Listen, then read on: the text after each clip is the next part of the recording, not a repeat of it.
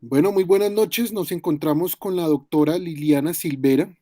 Ella es psicóloga con una especialización en educación y orientación sexual, con una maestría eh, en, en procesos,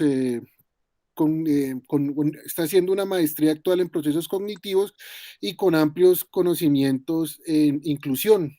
Es docente también de la Universidad Ariandina y pues nuestro grupo está conformado por Daily Cudris Mantilla, Erika Tobón Grisales y quien les habla de Manuel Tarquino. Entonces, a continuación, Daily va a empezar con las preguntas hacia la psicóloga. Bueno, profe, para usted, ¿en qué consiste la educación inclusiva?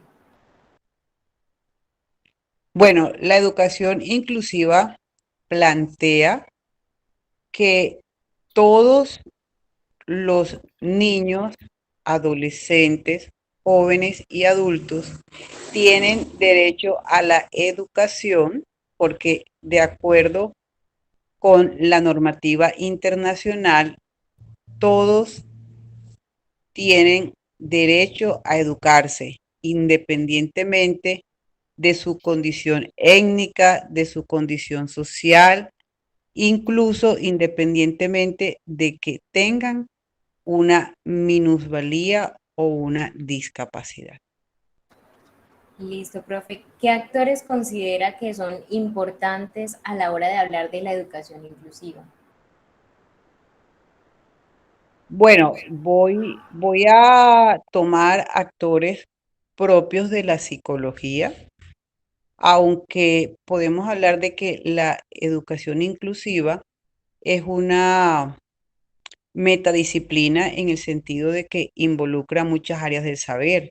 Ahí estamos hablando de la didáctica, estamos hablando de la pedagogía, estamos hablando de la psicología, incluso estamos hablando del mismo derecho, estamos hablando de la antropología, pero dentro de los teóricos de la psicología, por ejemplo, tenemos a Gardner. Recordemos que Gardner hablaba de que los seres humanos tenemos diferentes tipos de inteligencia y que mientras hay unos que desarrollan una inteligencia, pueden que existan otros niños que desarrollen otro tipo de inteligencia diferente. Entonces, Gardner hablaba de la inteligencia lógico-matemáticas, hablaba de la inteligencia lingüística, que estas son muy valoradas en la educación tradicional, pero también tenemos la inteligencia corporal, tenemos la inteligencia intrapsíquica, tenemos la inteligencia interpersonal, tenemos la inteligencia espacial. Entonces, no podemos juzgar el desempeño de un niño igual que el desempeño de otro porque puede tener un tipo de inteligencia diferente. También tenemos, recordemos a Jean Piaget, que Jean Piaget planteaba de que los niños son seres activos que deben ser protagonistas de su propio conocimiento y que el pensamiento y el razonamiento tienen que ver también con el contexto, tienen que ver no solamente con el aspecto neurológico ni con la dotación biológica, sino que también tiene que ver con el contexto sociocultural en el que el niño se encuentra. También tenemos autores como Vygotsky, que nos habla de conceptos tan importantes como, por ejemplo, el andamiaje o la zona de desarrollo próximo, donde plantea la importancia de los mediadores cognitivos, que en este caso pueden ser los padres, pueden ser los maestros o pueden ser los compañeros mismos, que pueden ayudar a potencializar todos los procesos cognitivos de los niños. Bueno, profe, y hablando de toda esta diversidad que podemos encontrar en los niños, eh, haciendo alusión pues a aquellos que tienen algún tipo de discapacidad, ¿cómo repercute la educación inclusiva en ellos, en el alumnado con necesidades especiales, pero también a la par con los demás estudiantes? ¿Cómo repercute la educación inclusiva en ellos? Bueno, la educación inclusiva plantea que el niño no va a la escuela solamente a fortalecer habilidades relacionadas con saberes tradicionales, como por ejemplo el área de las matemáticas o el área del castellano, sino que el niño, además, el colegio es un espacio de socialización. El colegio es un espacio en el que se adquieren valores. Es un espacio donde se aprende a convivir con otros. Es un espacio donde tú no solamente vas a aprender a multiplicar o solamente vas a aprender a leer y escribir. El colegio es un espacio donde tú vas a ser valorado, donde tú vas a aprender acerca del respeto, de la tolerancia, a donde tú vas a aprender acerca de la honestidad. Y además, en la escuela es un espacio para aprender habilidades sociales.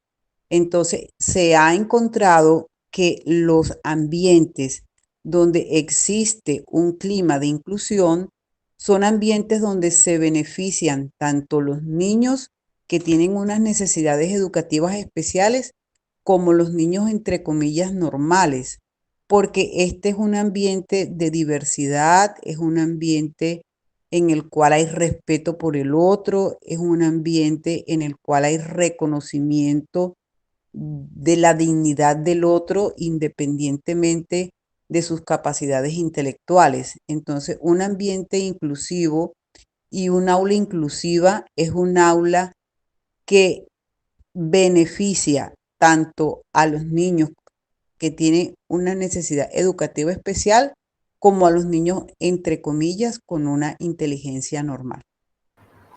Listo, profe. Nos mencionaba ahorita que pues las instituciones educativas a las que asisten estos niños son para la socialización, para adquirir valores y habilidades sociales. Pero entonces, ¿cuál sería como tal el rol que cumple la institución a la hora de cumplir todo esto que usted nos menciona y cuáles son los retos a los que se enfrentan?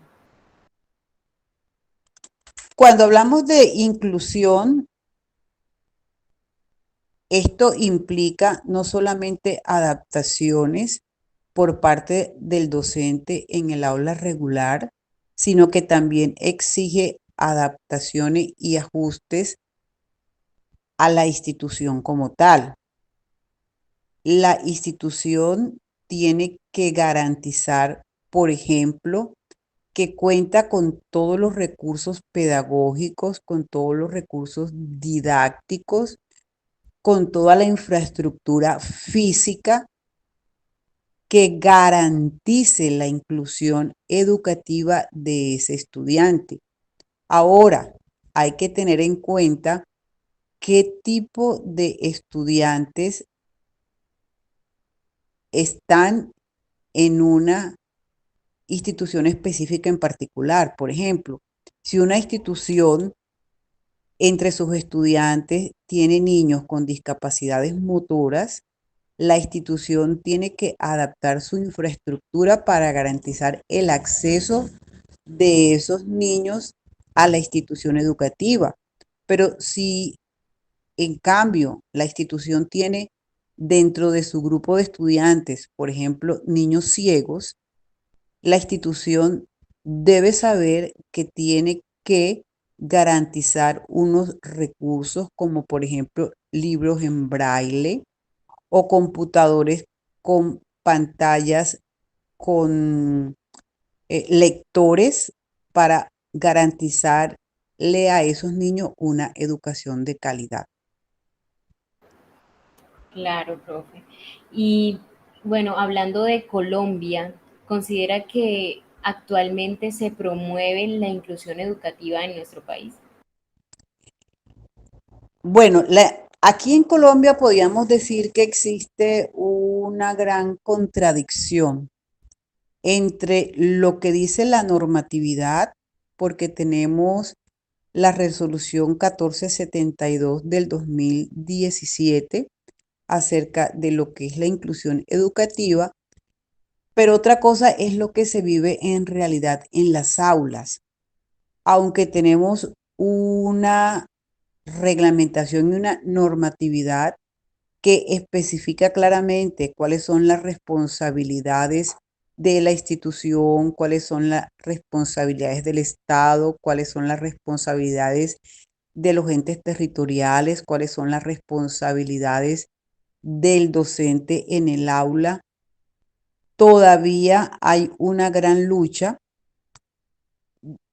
por parte de los padres que tienen niños con necesidades educativas especiales, porque con mucha frecuencia se vulneran sus derechos. Y estos derechos son vulnerados precisamente porque muchos padres desconocen que pueden exigir y a qué tienen derecho estos niños. Y encontramos, por ejemplo, instituciones donde los docentes no tienen una debida preparación, no tienen una formación, instituciones que no tienen docentes de apoyo pedagógico, ni siquiera tienen la infraestructura física que permite la inclusión educativa tal y como está planteada en la ley para estos niños con necesidades educativas especiales. Profe, ¿y qué factores considera usted que facilitarían la educación inclusiva? ¿Qué factores sí podrían como entrar a jugar eh, dentro del aula? ¿Qué se podría poner, o qué deberían las instituciones y docentes poner en práctica para que en realidad la normatividad se cumpla? Lo primero es que debe haber una supervisión y debe haber unas auditorías muy serias, porque es que las instituciones educativas reciben unos recursos adicionales en su presupuesto por cada estudiante que ellos registren en el CIMAT. ¿Qué es el CIMAT? El CIMAT es un sistema creado por el Estado en el cual cada institución educativa debe hacer un registro de cada niño con una necesidad educativa especial que haya sido recibido y matriculado en esa institución. Entonces, debe haber una supervisión muy seria para saber si los rectores de los colegios están destinando realmente esos recursos que son enviados específicamente para ese segmento de población.